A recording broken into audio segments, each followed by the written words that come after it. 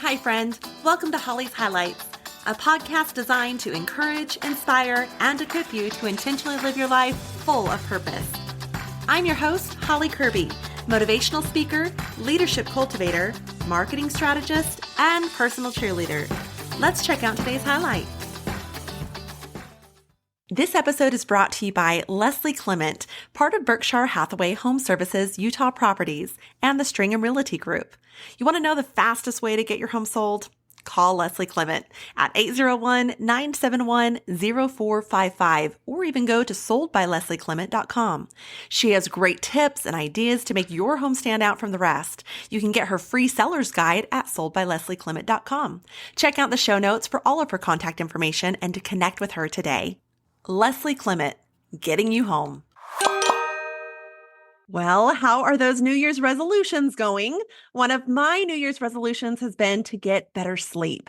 And as I researched different tips to getting good sleep, I came across result after result about organization helping with sleep.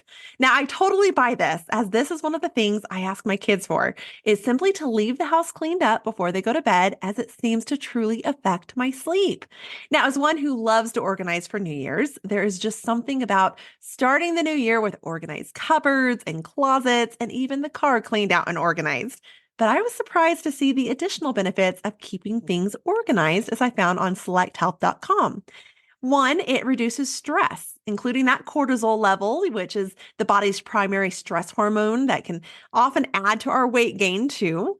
The second thing is that it promotes a healthier diet. Often that's so that we aren't munching all the time, at the late hours or early morning or in between, but also giving our body the rest it needs to do its thing. The third thing was it increases productivity at work. So easily finding things or getting started on projects. And then fourth, being organized can improve your relationships. This one kind of made me laugh at first, but I can see it. I've watched one of my kids frantically look for something before, and then they blame the sibling for it being moved to a different spot, only to then later discover they had accidentally moved it and not realize that they had done so. So it affected that relationship there for a moment for sure. Now, according to mindtools.com, being organized and operating in a generally clutter-free environment comes with a greater sense of control, which is a vital part of stress management, resilience, and overall well-being. Now, for some, the thought of organizing is overwhelming. I get it. So we have a certified professional home organizer, Maria Grove, with us today to share her tips and tricks and inspiration in taking those first steps in getting organized. Now, Maria is not the Pinterest-worthy closets. Her mantra is real people live here. Maria is a wife and a mom and a certified EMT. She runs a chaotic home full of teens and pets, so she gets it. Welcome, Maria. We're so happy to have you on today. Oh, thank you so much, Holly. I'm thrilled to be here. Now, as the saying goes, the best way to get something done is to begin. So let's just start right there at the bottom, that foundation of organization. It seems to obviously be that of disorganization. So what seems to be at the root of such chaos? Actually, most people who come to me and ask for help to get organized, people who have cluttered homes, stress in their home, that kind of thing, are perfectionists. And you wouldn't think that people who are disorganized are perfectionists, but the way that it actually breaks down is they're waiting for the perfect system. They're waiting for the perfect time to do something. And until they have those things, they don't do anything. And then the projects and the socks and the piles just start adding up and their home gets more and more disorganized. And because of their perfectionism, they don't know where to start. So that's one of the things that I like to say is to let go of your perfectionism. That's interesting. I agree though, because everyone has that clutter drawer, right? Or that clutter pile. And mine, when I look at it, I think, well, I'm going to start this system for that or this system for that. And it does. It has to be perfect, but all it does is grow more of a pile. So that completely Yeah, makes and sense. And absolutely. And you think that if you get the right thing from the container store to contain your pile, that it'll be perfect. Well, then you have to make sure that it fits in the box, and then you have to click it, and then you have to order it, and then you're waiting for it to come. And then when you finally do it, you have to find time to put that pile in the box. And so these are all these steps that are going to sabotage this project, when really all you need is 5 minutes to address the clutter. Okay. So, what are the fundamentals of organizing? So the way that I do it is I have 5 steps. First of all, I plan, and that is taking measurements, making sure, like in a space, how you want to use the space. If somebody comes to me and says, my family room is really disorganized and I really don't know what to do, I say, well, you know what? What do you want to do in that family room? Well, how do you want to use it? Is it for kids' toys? Is it so you can do yoga? What is the goal of cleaning up this space? So do we need big wall organizers? Do we need baskets? What do we need? So we need to plan. The next thing is to categorize. So as we categorize, as we take things out and we start pulling things out, we put them like with like. And that way we see what we have. So in particularly like a closet, you would take out all your shirts and put them together. And then you'd see, wow, I have a lot of white shirts. I don't need to buy any more white shirts. Or, wow, I have a lot of shorts and I have 3 children. I should stop wearing shorts. I really don't look good in shorts anymore. Like, I don't even wear those anymore. Why do I have so many shorts?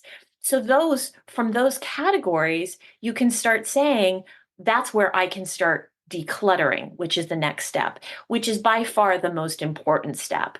You must declutter. You have to get rid of things. And those are the things that are no longer serving you, you don't like, you wouldn't buy again, and are probably broken. And then the next step is organization. That's when you find places for it. Everything should have a home. So you put the hangers, you put things on hangers, you fold things, you put it away in drawers, you get drawer organizers, you get bins to put things in, maybe even little bags to put small pieces in. And then my final step of the fundamentals is I elevate. I always make sure that I leave a space more beautiful. So going back to that family room, if someone has says, I just want to walk into my family room and feel a sense of peace and calm at the end of the day. And I say, well, that's great. And during the course of organization and decluttering, the point of organization and decluttering is not to get rid of stuff.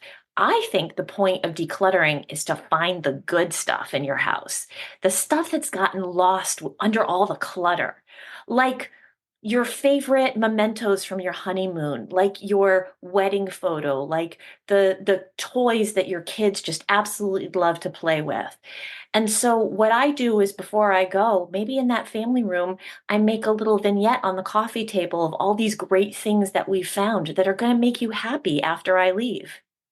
I love how you kind of you went full circle with that and in a way that I wouldn't have anticipated. When I tend to look at a room and I go, okay, how do I want it to look?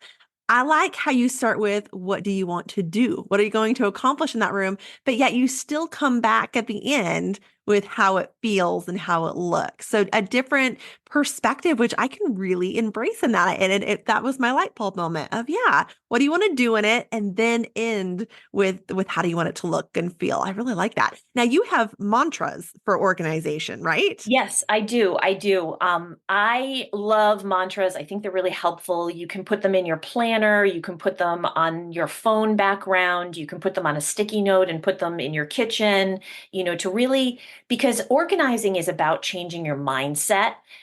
So many people are like, I'm just not an organized person. I'm always going to be untidy. And so embracing a different way of thinking is very important. So I have 5 mantras. One is, it's not a bargain if you don't need it. So that is in particularly important because I'll give a personal example. I am going through a low buy challenge personally myself, and we can talk more about that later, where I'm trying to spend less, particularly on home goods, and at home goods. And I am trying to spend less. And I was at Michael's craft store in the fall, and I saw this beautiful garland of pumpkins, and it was only $10. And I loved it. And I thought it was so cute. And I was like, oh my gosh, it's only $10. It's perfect. But then I said, no, I'm on a low buy and I'm trying to be more minimal with my decor. So this really, I don't need this, even though it is only $10. So it was a bargain, but I didn't need it. So I didn't get it. So that's my first mantra. The second mantra is actually from Peter Walsh, who is a famous organizer. He used to be on the Oprah Winfrey Show. He's had a bunch of shows himself. He says, put it there now. That's an idea that if you can do a task in 2 minutes or less, you should do it. So when you come in from the cold or the garage, hang up your coat, put away your shoes. If you are sitting on the couch and you're headed towards bed, take your teacup and put it in the dishwasher. Don't just leave it on the coffee table for you to find the next morning. Do those mini tasks that make you a tidy person. Think like a tidy person would, and just do it as soon as you can. The next one is authenticity over aesthetic. This one I really like because I use elevation as part of my fundamentals. I think aesthetic is very important, but it's not the most important thing. I think being authentic is important. And one of the things that I teach my clients is using drawer organizers. Drawer organizers are a game changer, but you don't need to spend $10 on plastic drawer organizers from the Container Store. You can just as easily cut up a cereal box and to the right size and use an old cereal box as a drawer organizer for your pens and pencils and your batteries. And that works just as well, and it's free. So it doesn't have to be, when you open your drawer, a home edit, beautiful aesthetic thing. It can just be authentic to what you need it to work as. The next one is 5 minutes matter. And that is something that I teach my clients all the time. The point of 5 minutes is that you make a start.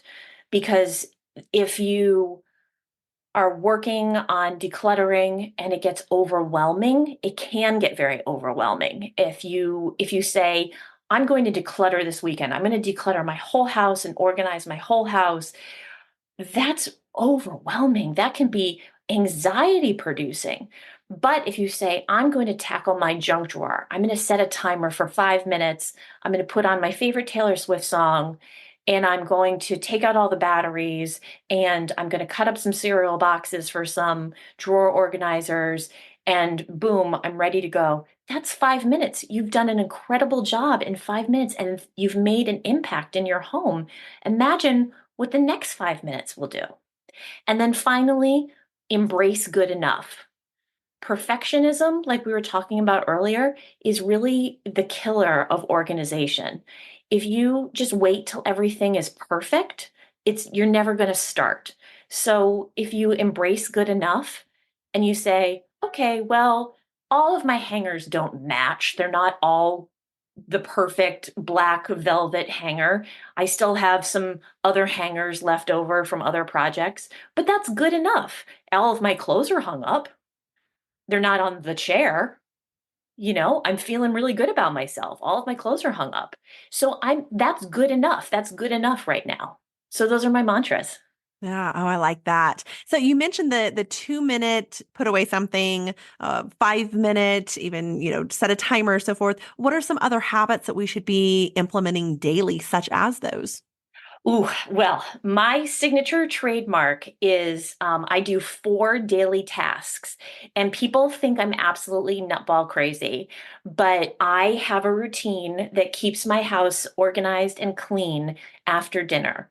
So, what I will say is these work as maintenance. People are always asking me, once you organize, how do you maintain your house?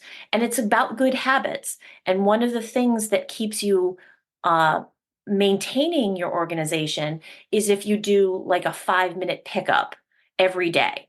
So you set a timer and you put the pillows back on the couch, you put the toys away, and as you do it more and more, it becomes easier and easier. Maybe the first day it'll take 20 minutes, but the second day it'll take 10, the third day it'll take 5 minutes.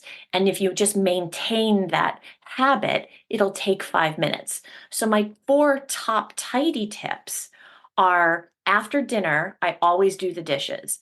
Dishes are non-negotiable. If somebody asks me what's the number one thing that they can do to keep their house clean and organized, I always say do the dishes, because dishes are so demeaning to stare at you in the sink, and they just make you feel so terrible that you haven't done anything in your house if you let them pile up. There comes with a lot of emotion with dishes. So if you can do the dishes every night, that is really important. So I do the dishes, I wipe off the counters, I clean the sink, and I clean the sink by doing a little sprinkle of baking soda, a little drizzle of dish soap, and then I scrub, scrub, scrub, and then I spray it, and it just glows. It's just fresh and it's sparkly. And then I vacuum every night. I have dogs and I have teenagers, so there's a lot of hair. And so I vacuum every night just to kind of keep my house at zero. And those are my four tidy tasks that I do every night. And it really keeps my house under control. I mean, the bedrooms could be a mess. There could be things waiting on the stairs to go upstairs, but the kitchen and the living room are tidy. And those really set the tone for the house. Oh, I couldn't agree with you more. The dishes in the sink drive me crazy. In fact, something I've used before with my children is one was in charge of loading, one was in charge of unloading, and that it was not working cohesively to be able to do that. And I would walk in and it would drive me crazy. So I'm like, fine, we're not using any real dishes. Then you guys get to use paper plates and plastic forks. And the only thing I found was it didn't bother them at all. It just bothered me. So Yeah. I had to kind of up the ante a little bit and go, okay, we need to reevaluate this. And so a different child now loads and unloads, but they're a little incentivized too because it matters to me. And I refuse to be the one doing it all the time because yeah, so a chore that they can do, but I want to eat off of clean dishes and I want to have a clean kitchen area. So I love that you do that. I think that's so applicable and so true in my own home is those dishes are such an eyesore. So Yeah, absolutely. absolutely. I have a client who has ADHD. I've actually become certified in helping clients with ADHD. And, organizing for neurodiverse people is very different than organizing for neurotypical people. And I have a client who I started working with, and sometimes what I just do for her is sit with her while she is doing the dishes. She just needs somebody to be with her while she does her tasks. So I'll be like, breaking down boxes and we'll be just chatting and she'll be doing her dishes. And we figured out that she doesn't like doing her dishes because of the sensory issues. So I got her some gloves. So now she has gloves and she has a scrubber, and doing dishes is so much easier for her now. She never really figured out that it was a sensory issue. So I'll be breaking down the boxes, and then we'll take a nice big run out to the garbage and we'll get her kitchen under control, and then maybe we'll tackle one other space during our session, and her house just is glowing because she has a partner. Yeah. That brings up so many questions. I'm going to try and not get squirreled off, but maybe loop back because I think that's a really good point you just brought up on those who maybe need a different way to approach some of the tasks. But first off, before I get squirreled off, how about those rapid fire organization tips? For those who just don't feel that they have the time to organize. Yeah, I would say so. Rapid fire, I would say start where you can, and 15 minutes is a good section of time to tackle a project. If you can put on a timer or some music or a podcast that only takes 15 minutes and give yourself a chunk of time to do that, and then identify what's bothering you the most. Is it the kitchen counter that has become the clutter catcher for all the mail? Is it the living room? Is it a drawer that doesn't open because it has so much stuff in it? Start with what's bothering you the most and then kind of go from there.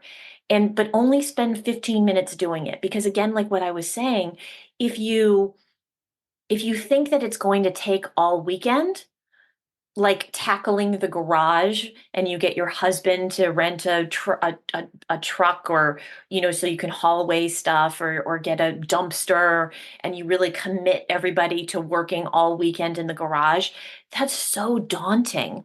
But if you say I can do this for 15 minutes and really make a real impact in my house, then you get again what I was saying about mindset. You can shift your mindset and say I'm successful at this. I've made an impact and now I can move on to something else.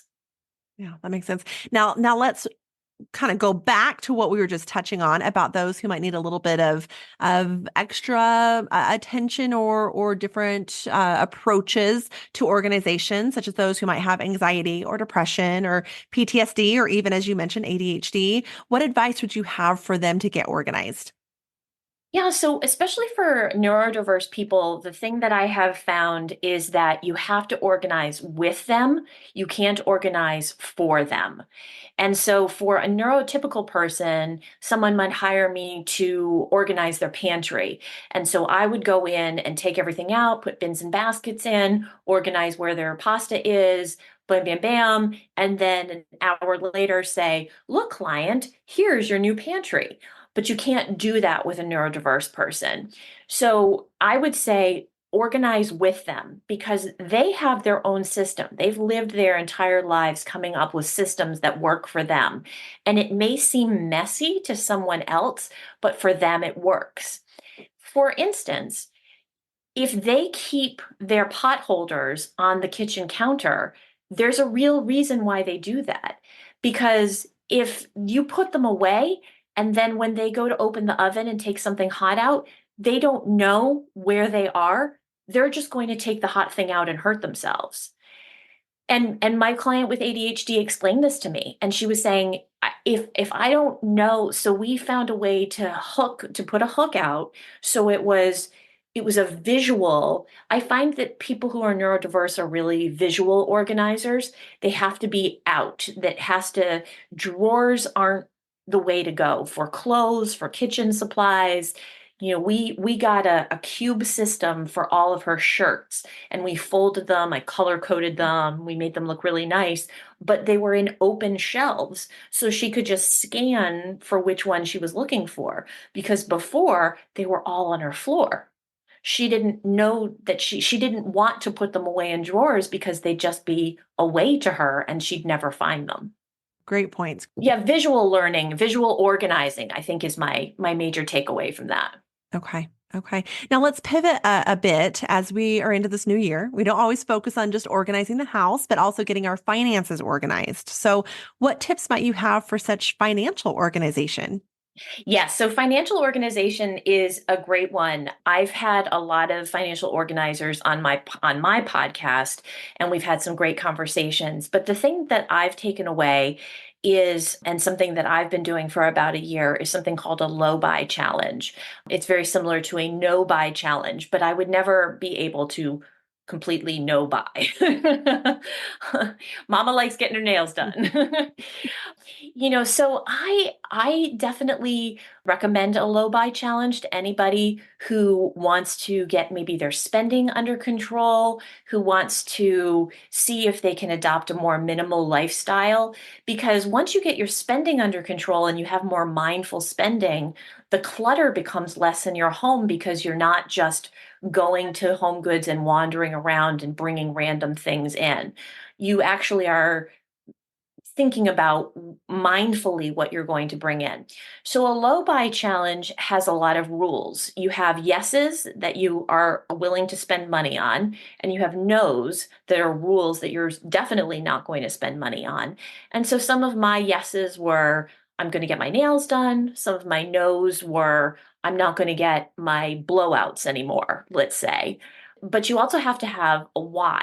So is it that you want to travel more? You want to save up for travel? Do you want to save up for a home improvement project? Do you want to have easier conversations with your husband about your credit card bill? What's your why so that you can come up with those things? And being more mindful about your spending, I think is the best financial advice that I can give. God, we have I guess you could say a mantra for financial spending here in our home of love it or leave it. And it's really helped. And, if my son is looking at a shirt or something and same thing, he'll go, "Oh, but I don't love it. So I'm going to leave it." And we do that so you don't get home with all of these things and regret some of those buys and get into debt and so forth. But a love it, leave it type of mantra. So those are great, great tips. Thanks for sharing those. My So, for pleasure. listeners who may be overwhelmed with all of this that we're talking about and they need to go back and replay it again and again and again, what advice would you have for them? And maybe just how to start good habits and organization, and maybe just those top three steps to get started? Yeah, so I would say identify what's bothering you the most. So that would be your plan. Come up with a pad of paper and identify, maybe just list all about what's bothering you the most, what areas. And it can also be habits too, like it's the countertops that are cluttered, but it's also the fact that I don't do the dishes every night. And you can identify habits and areas of your home that are bothering you. So that would be the first step. The second step would be prioritize 15 minutes to start tackling certain areas of your home, one 15-minute session at a time, and try not to do any more than that. You can get a lot done in 15 minutes. I really respect Marie Kondo. I think she's wonderful and she's done a lot for my industry. But a tidying festival that takes weeks and weeks, and you have to take a vacation and do it all at once is overwhelming for so many people. And I watch her show and I see just the desperation on these people's faces, and they're just so overwhelmed with the amount of work they have to get done. Whereas in 15 minutes, you can do that on a work day. You can work a full day, have your dinner, and then after dinner, take 15 minutes and clean off your countertops. And make that a goal for yourself in the new year. And then the third thing is, I would say, embrace good enough. It's okay if you slide and a piece of mail ends up on your countertop again. Just resolve to try better the next time and try these new habits that you have. Um, you're you've learned a lot of techniques throughout your life to live your life, and so now you're trying to maybe unwire some of those techniques and learn to be a more tidy and organized person. So give yourself a little grace and remember that it's not going to happen in one day. Good advice. Good advice. Now, listeners, if you are needing additional help on some of that goal setting, feel free to check out Holly's Highlights podcast, season 2, 3, 4, episodes 1, 1, and 1. Starting off each of the new years, we've really dived more into that in what goal setting can look like and helping you process all of that. But then I cannot highlight Maria's podcast enough. I've gotten on and listened to several of her podcast episodes about organization. And she is just a pro and can help you, whether it be focusing into the closet or into different aspects of your home or of your life. So I highly recommend doing that. But Maria, how else can our listeners connect further with you? Yeah, so I do have a podcast. It's called Bliss This House Home Organization with Maria Grove. It's on all major podcast platforms, so you can find me there. And then I'm on Instagram at blissthishouse_CT, which is probably the best way to reach me. I work in Connecticut, but I take virtual clients. So if someone is interested in working with me virtually, we can get on the computer, and then you can put me in your closet and I can walk you through all my steps and we can become best friends and I can help you through any challenge that you might have in your home. And my website is www.blissthishouseblogs.com. And as the name suggests, I have a great blog on there and you can get really inspired by that. Great. We'll make sure to include all of that in the show notes also. Now, Maria, here on Holly's Highlights podcast, we have a signature question of if you could go back and encourage, inspire, or equip yourself as a child, what would you tell your young self? Oh, this was a good one. I have never really thought of this. This was a tough one, and I had to think about it. And I would say twofold, two answers, Holly, if that's all right. Mhm. Um, First is I became a practicing Buddhist about 3 years ago, and I left my Catholic faith. It was a long story, but I became a practicing Buddhist, and I have become a better mother, a calmer person, just able and equipped to handle stress and all of the challenges that life has thrown at me. And I wish that I had found Buddhism much earlier in my life, at least just some of the practices of Buddhism. Maybe I wasn't ready for everything, but if I could have found meditation even earlier in my life, I wish that I had done that. And then the second thing is, I have a non binary kiddo who is a 19-year-old adult now. And I would say that I would tell my younger self that, as many challenges as we had with them growing up, that you were the right mom for the job.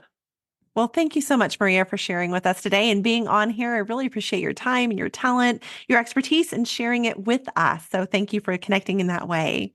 Oh, thank you so much. My pleasure. Thank you so much for having me on your podcast. It was a lovely conversation. As the saying goes, for every minute spent organizing, an hour is earned. So here's to making the changes in organizing where and how you see fit so you can save time going forward and enjoy a more stress-free, healthier, and productive life. Thank you for joining me on this journey of life. I hope that today's highlight has been encouraging, inspiring, and equipping so you can go out and live your life full of purpose. I'd be honored if you'd take a moment to leave a review, or better yet, subscribe.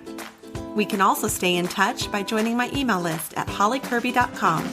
That's HOLLYCURBY.com. Until next time, make it a great day for a great day.